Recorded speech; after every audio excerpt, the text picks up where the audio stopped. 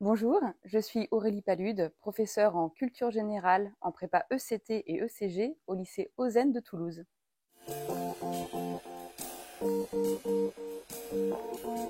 Je ne sais pas si c'est plus facile qu'un verbe, c'est peut-être moins déroutant pour les collègues parce que effectivement la tradition veut qu'on convoque plutôt des termes, des noms. Pour ce qui est de la violence, je pense qu'il va falloir vraiment prendre en compte la diversité la polysémie de ce terme, donc à savoir évidemment la violence physique, mais aussi la violence psychologique, la violence symbolique, et puis ça va une fois de plus embrasser un grand nombre de domaines. Ça va être effectivement le domaine politique, le domaine philosophique et moral, le domaine du spectacle et donc de la création. Donc je crois qu'il va falloir vraiment à chaque fois prendre en compte tous ces aspects pour proposer une réflexion qui soit aussi riche que possible.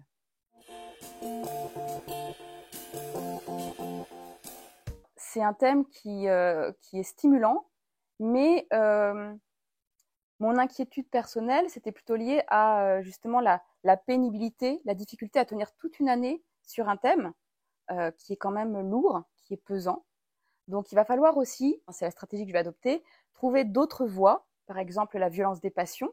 On pourra un peu aussi parler de passion amoureuse, trouver des thèmes comme violence et plaisir, violence et rire, la violence dans le sport, pour ne pas être en permanence confronté à des problématiques aussi lourdes que le meurtre, le génocide.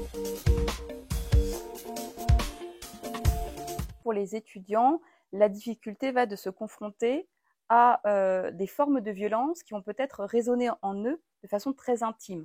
Il va falloir gérer cette question des sensibilités multiples.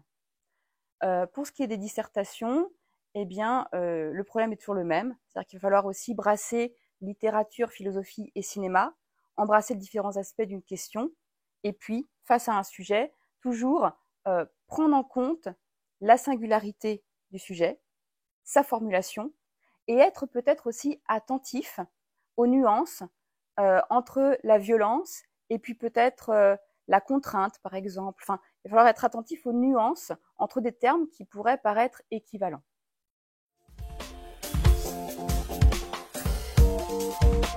Alors, il me semble que la violence peut être associée à ce qu'on appelle bia, ce qu'on dit bia en grec, c'est-à-dire la force.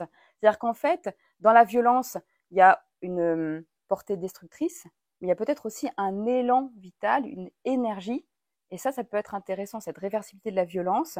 C'est-à-dire qu'en fait, il va falloir aussi accepter que la violence soit peut-être nécessaire, inhérente à l'être humain, et qu'elle soit parfois féconde. On voit aussi beaucoup d'œuvres d'art qui naissent d'une violence qu'il va falloir purger, dont il va falloir se délivrer et qui va donner lieu aussi à des créations.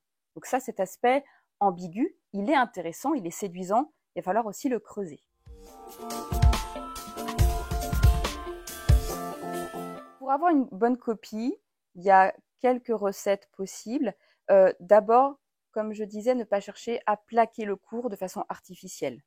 Il faut que l'étudiant soit sensible au choix du sujet, au choix des mots.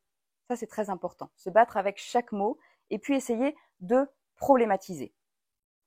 Deuxième chose aussi, et ça me paraît fondamental, il faut que les références mobilisées ne s'inscrivent pas dans un espèce de catalogue de liste de références. Il faut qu'elles soient vraiment l'objet d'une appropriation, que les étudiants aient vraiment vu les films, aient vraiment lu certains livres, et ensuite qu'ils puisent des ressources dans des œuvres qui soient maîtrisées. Ça, c'est très important, qu'on n'ait pas des références approximatives ou un peu vagues.